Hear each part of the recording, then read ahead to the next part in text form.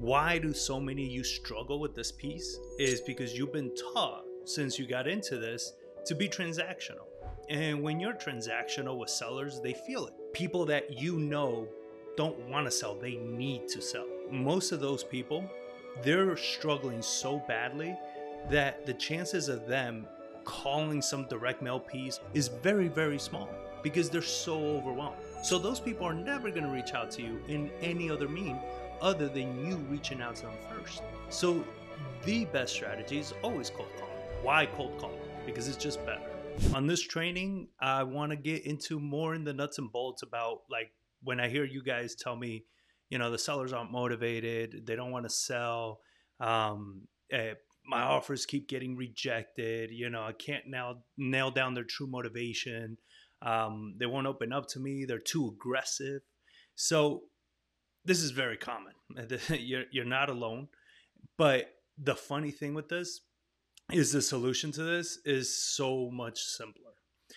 Why do so many of you struggle with this piece is because you've been taught since you got into this to be transactional. And when you're transactional with sellers, they feel it, right? They get calls from people just like you all the damn time. And they're getting calls, they're getting mail, they're getting all this stuff.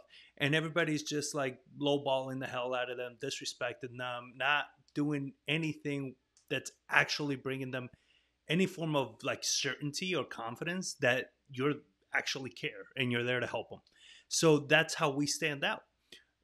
We do a lot of foreclosure marketing in our market. And one thing about foreclosures is 10 out of the 10 people we initially speak to do not want to sell. That's why they are in foreclosure. They are delaying, they're pushing, they're procrastinating as much as possible, because for whatever reason, they think some miracle is going to magically happen and they're going to stop the foreclosure. So if we take that at face value, we wouldn't close any deals. Yet we close deals every single month. Why? Because of this one technique. So where this starts is I teach everybody to start with cold calling. Now, why cold calling? Because it's just better. It's better than everything out there. I don't care who you are. I don't care what guru program nonsense you're pushing out there. It's better than anything else out there because it allows you to pull a more targeted list that is crafted around levels of real motivation, right? People that don't want to sell, they need to sell. So when you craft a list like that, think about it this way. Most of those people, they're struggling so badly that the chances of them calling some direct mail piece or going online and jumping on somebody's website is very, very small because they're so overwhelmed. They're so overwhelmed, they're so stressed out that a lot of times they don't even know that they can do that. I've spoken to a lot of homeowners. I've closed a lot of deals. And I've had homeowners literally tell me, yeah, it's in foreclosure. I can't sell. I'm like, what do you mean? Well, the bank owns it. I'm like, no. It's still your house. Until they take it, until it sells at auction, it's still your home. So those people are never going to reach out to you in any other mean other than you reaching out to them first. So the best strategy is always cold calling. Now, again, I teach you how to do high margin deals. If you are looking to do just whatever deal comes out, little $5,000, $10,000 wholesales, simple little $20,000, $30,000 flips, this is, then do whatever else other people talk about. But if you want the high margin deals, high profit deals, then you want something that's more targeted. It's more specific. It's less work for you because you do it when you're available and you do it to a very determined, targeted list. All right? So the list matters a lot. You cannot turn somebody that is just simply an absentee, right? Just because they own a rental doesn't mean they're motivated, right? I own a lot of rentals. Don't call me because I'm not going to sell. I don't need to. You understand? So just because they're absentee, they're not motivated. So, and just because they're in foreclosure, they're not motivated. You got to stack these. So the list is first. Then what you got to do is once you pick a list, you specialize on that one list. Why one list? Because you will not talk to an absentee owner the same way you talk to a probate, the same way you talk to a foreclosure, the same way you talk to somebody that's tax delinquent. Depending on what the motivation is, the conversation is going to be very, very, very different. We don't open our calls to foreclosures the same way we do with absentees. You understand? It's not going to land the same way. We're not going to get the same level of reception. So you have to specialize on one specific list. Dominate the list. When you do this, it takes us to the next thing, which is you learn what drives that particular person. So a person that's facing foreclosure, a person that's a burned out landlord, they're going to have a different drive. There's going to be a different level of motivation to why they're going to want to sell. You need to understand what they are, right? Is it that the property hasn't been renovated in 15, 20 years and things keep breaking and the tenants keep complaining? Is it that the tenants are not paying their rent and now they're behind and they're looking about evicting and they don't want to get into that because what if they trash the house? Is it, that they're about to lose the house to foreclosure, but they can't sell because they don't know where they're going to go? All of these factors are different for each list, right? So when you specialize, you're able to understand them very, very, very deeply. That's why we convert so much, because I know our foreclosure, our sellers, our homeowners that are in foreclosure, I know their motivations very, very well. I know exactly what drives them. And this allows me to go into the next one, which is getting ahead of their objections with a training that I did for my group a while back called Preemptive Persuasion. Now, what preemptive persuasion is when you understand the motivation of a list very, very deeply, you are able to set up scenarios of how people in their situation have come across certain obstacles, right? And how they overcame them without them bringing them up and you just overcoming them. Because the traditional salesman, this is why a lot of salesmen suck at this, is because when a homeowner gives you an objection, you overcome it. They give you an objection, you overcome it. They start shutting down because it's like, of course, you're going to overcome all of my objections, right? Because this is what you do. You're going to have an answer for everything. That doesn't get the deal done. But when you're able to overcome an objection before they even brought it up, now that's impressive, right? To them, it's like, holy crap, it's like you're in my head. How many times I've had homeowners tell me that is beyond ridiculous. It's like, John, it's like you're in my head. Like, you know what I'm concerned and what I'm worried about.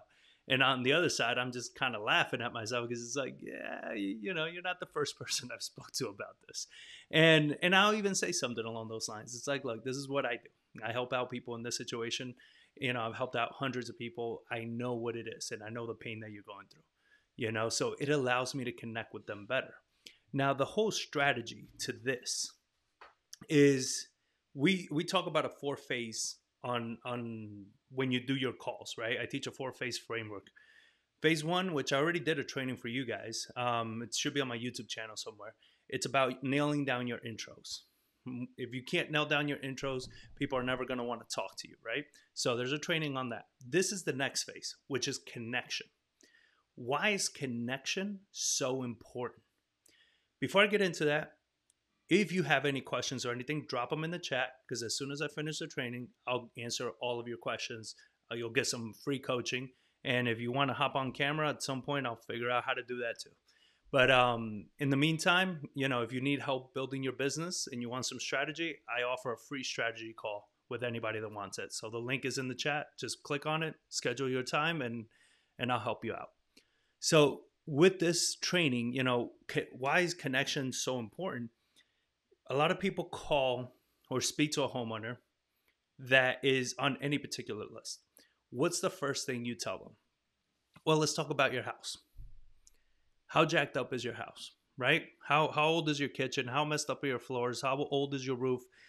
Puts everybody on the defensive. Because as soon as you start asking that, they know that you're just running numbers so you can lowball them. So they got their guard up the whole time, right? So you're not going to get through to them if that's your go-to. First of all, do they even need to sell? Right? So when somebody tells me like, well, what's your offer? And blah, blah, blah. It's like, well, look, I don't work that way. You understand? I'm not this big, massive company that just goes around lowballing people and hoping that some of you guys say yes. I try to get to know you, understand what's going on. You get to know me. We see if this is even a fit because guess what? I don't buy that many houses. So when I do, I want to make sure I'm doing business with somebody I can trust and they can trust me too. When you throw a line out there like that, I mean, the amount of points you get for something like that with the homeowner is ridiculous. It's tremendous. And it allows you to ask connection questions. Connection questions are designed to get the seller to know, like, and trust you. If somebody doesn't know, like, and trust you, they won't do business with you. Like, I have students that join my mastermind and they never spoke to me. But why do they join? It's because they've been watching so much of my content that they're like, I like you. I like how you talk. I like how straightforward you are. I like whatever it is, right? They know me. They like me. And now they trust me.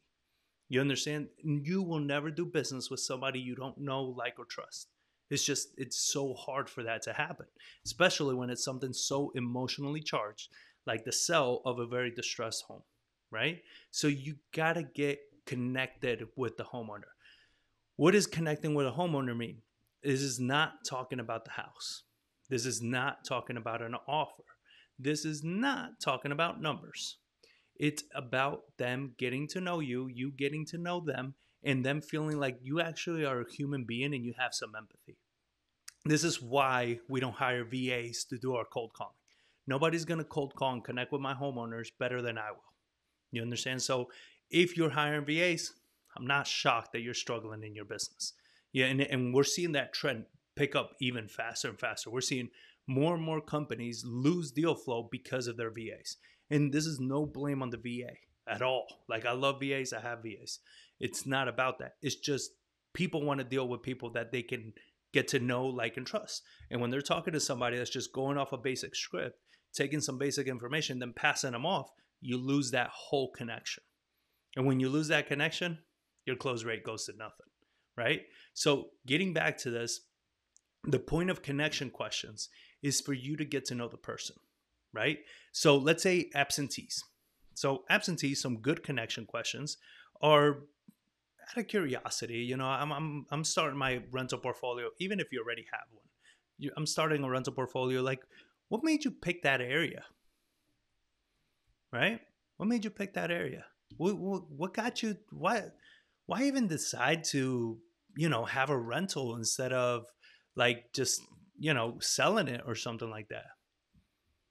And even the stuttering that I'm throwing in there, it's intentional. Because if you're having a conversation with somebody and you're in the moment talking to them, you're not polished. You're not speaking clearly and nonstop without missing a beat. You're thinking. You're thinking through your process. You're thinking through, well, how does this exactly work with that, right? You're having a conversation with somebody, just like I am with you right now. This is not scripted. This is not rehearsed. You understand? So it needs to come off that way because that's how humans communicate. For those of you that are not human, that's how we communicate, right? So you want to make sure that you are connecting with them by asking little questions like that. Why this area? And did you opt into, like, hire a property manager, or did you decide to manage this yourself? Notice how I'm not asking about any struggles of the house, because once I get the homeowner to connect with me, and all of a sudden they're like, oh yeah, because John, you gotta be careful with this. And here's one thing I experienced, and here's another thing. Now all of a sudden they start opening up so much more to me. And as they open up more, we're connecting. And when we connect, the next phase is motivation. Now I get to ask deep questions. Remember at the beginning when you're saying, like, well, I don't know exactly what their motivation is. I think they're a tired landlord. Tired of what? Being a tired landlord is not an answer. What are they tired of? They're tired of dealing with tenants. They're tired of dealing with the house. What are they tired of? What is it that they're so exhausted with? The same thing with foreclosures and all this. But they're not going to answer those questions if they don't like you, right? So into that, let's go into foreclosures. A good connection questions that I start all of my foreclosures with is, hey, I'm so sorry you're going through this. What happened? What I guess what caused you to start falling behind? And you try to say it with a level of empathy. You got to be empathetic, right? They're going through a very, very crappy situation. So what happened? And then let's say they tell me, oh, I lost my job. Oh my goodness, I'm so sorry to hear that. And what is it that you used to do? I used to work, blah, blah, blah. Wow, how long do you do that for? You understand how I'm not just moving on? I'm getting to know them. What job did they have? How long did they have it for? What made them get into that job? Did they like it? Or was this kind of like a happy thing that happened that, they were tired of that job anyway? What happened? Right? And then it's like, cool. And then, so have you been able to get another job? This is also leading to when I get into motivation questions, I'm going to have resources to tap into. So you haven't gotten another job. How are you going to afford your mortgage, even if you reinstated the loan? So I hope this is making sense, guys. And again, drop any comments, any questions you guys have. If you're liking it, just give me a thumbs up. It helps my self-esteem. So going back to this, when you ask these connection questions, it's let's say probate. I was just thinking probate. I have a partner in St. Louis. We do probates there. And with probate, one of the connection questions is like, hey, I noticed that, you started the probate process on this property. I was just reaching out to see, like, how's that process been going? Is the attorney communicating with you? Like, do you have any questions? Are you a little confused about this process? Like, how's that been going for you? Right? I'm not asking them straight up, like, do you want to sell your house? Sometimes I do. Depends on the market. St. Louis, there isn't as much competition, right? So you can be a little bit more direct. In a market like San Antonio, you got to be a little bit more, maneuver it a little bit easier because they're getting too many calls. So you want to play this out with, depending on where the market is. This is why we specialize. Now, once you get these connections questions, how do you know that you've connected with them properly? One, they're not giving you attitude anymore, right? They're answering. You're having a full conversation with them. So when you know you haven't connected with somebody is when you ask them a question like, what made you buy this rental? I don't know. Just wanted to have a rental. Okay. Are you managing it yourself or did you decide to, nope. Right?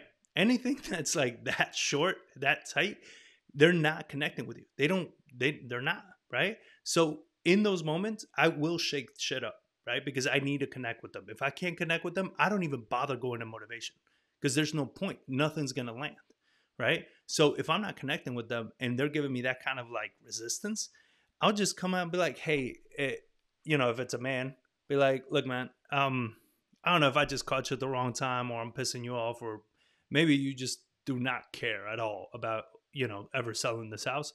But I'm not here to piss you off. I'm not here to bother you. It doesn't seem like, you really want to talk to me right now. So I'll just, I'm going to let you go. I don't want to ruin your day by any means. I, at this point, want them to pull me back in. Be like, no, I'm sorry. It's just, and I've had that, right? Where people are like, I'm just sorry. It's just, this has been so stressful. I get so many calls, whatever. As soon as they say anything of that form where they're being apologetic, you got them. At that point, like, go all in. You understand? Because they're opening up to you. So you want to take it, opportunity of that. I wouldn't say advantage because we're not taking advantage, but you're taking advantage of the situation that they're opening up to you. So it's a massive improvement in that area. So I'll get them to pull me in. Once they pull me in, guess what? To me, I'm like, we're 90% connected at this point because now you are asking to talk to me. It's not the other way around, right? So you want to use some of those techniques for things like that. And when, like I said, probates, foreclosures, each list is different. We're going to have different sets of connection questions. Once you create some connection questions, and a lot of these come through experience or just join a mastermind like mine, and you'll get to network with other people that are doing the same list, and they'll give you their scripts pretty much. But let's say you build out a good solid list of connection questions, write them out. Right? Put them on a whiteboard. I tell all my students, get a whiteboard, put it over your desk, wherever you're making your calls. Because what you don't want to do is have them written down in your phone, in a Google Doc, something that's not in front of you at all times, because then you got to open it and read it as you're talking. That's not what you want.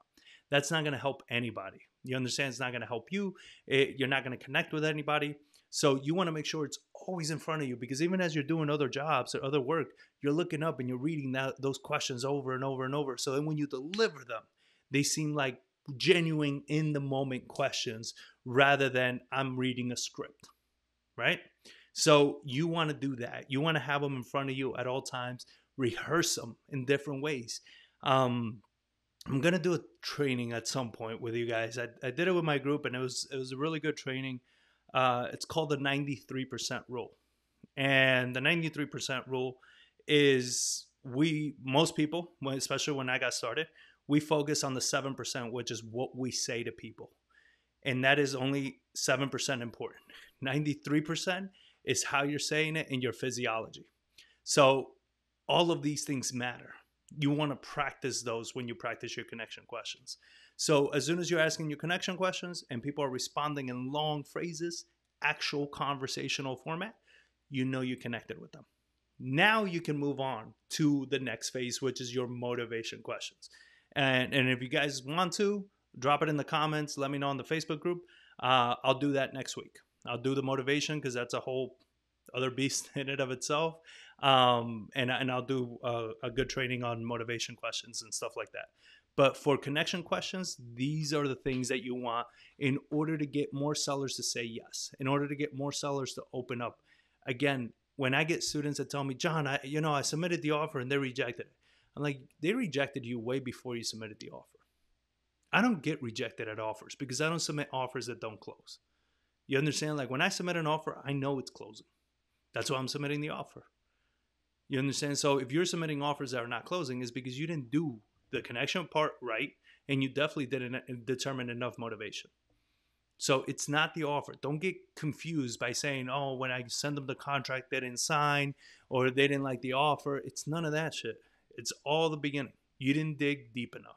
So when you nail down your connection, you're going to be able to dig deeper with the motivation. With motivation, guys, I've gotten them to tell me everything, because now they know, like, and trust me.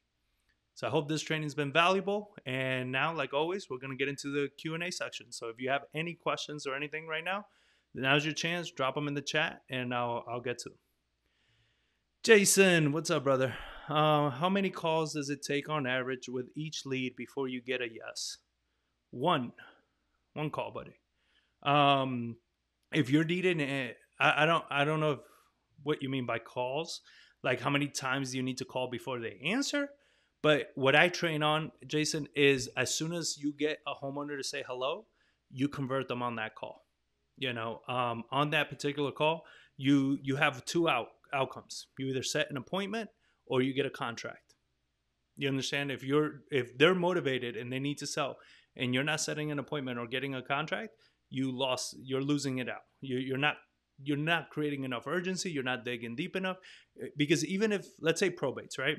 So in St. Louis, we do probates, and sometimes you call them and they're like, well, the probate's not approved yet. We got to wait X number of months, right? A lot of people are like, oh, okay, well, I'll give you a call in 3 months. Sure. I mean, while you do that, we're going to go ahead and just tell them, be like, well, let's do this. I can swing by this afternoon. I'll take a look at the house. I'll give you some ideas. This way, whenever the probate gets approved, you already know what your options are, and you don't have to start from square one again.